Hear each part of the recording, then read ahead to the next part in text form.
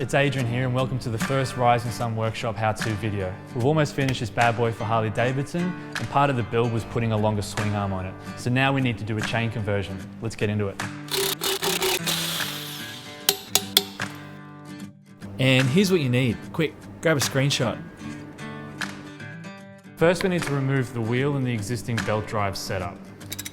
First we loosen up the wheel nuts with a big breaker bar. Then you undo the chain tensioners with a spanner, and then you can undo the rest with your fingers.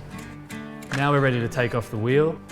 First we need to undo the lower right hand side shock mount, get it out of the way. We've taken off the right hand side peg and the sprocket cover, but we're leaving on the rear brake master cylinder. Because the wheel's loose, we can push it forward and that creates some slack in the belt. We can undo it off the pulley and slide it over the swing arm. So because the swing arm's a little bit longer than usual, I'm not able to rest the bike on its rear wheel to remove the axle. So what I'm going to do is I've jacked it up. I'm going to put my left leg underneath the bottom of the wheel and hold the pressure. Hold it with my left hand and then grab the axle with my right and slide it out. All right, the wheel's off. I'm going to get a rattle gun, get that pulley off the wheel hub. I've got the belt pulley off. Putting the sprocket on, I'm going to hand tighten all the bolts. And it's really important to look at the user manual and get your torque settings. So the first torque setting we're going to is 81 Newton meters.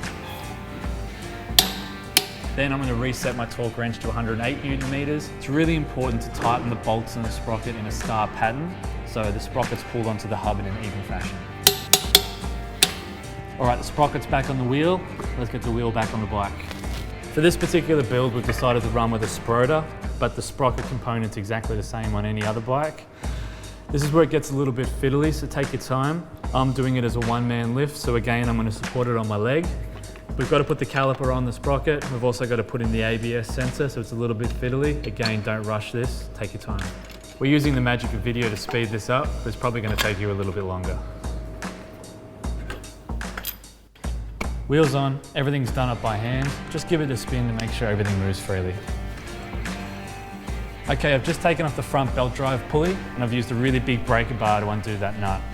Now I'm going to put on the front chain sprocket. We've just consulted the manual. We need to crank this up to 67 Newton meters.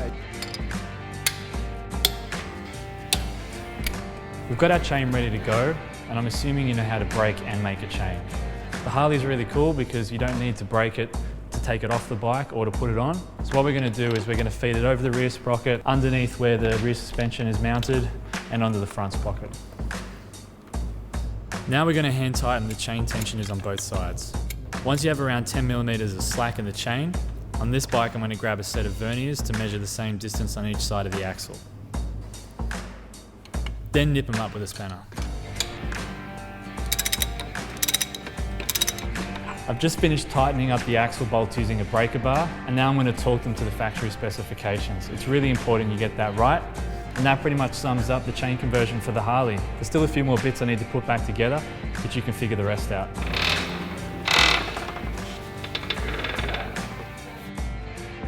Thanks for checking in, guys. Subscribe to our channel for more how-tos and custom bike content.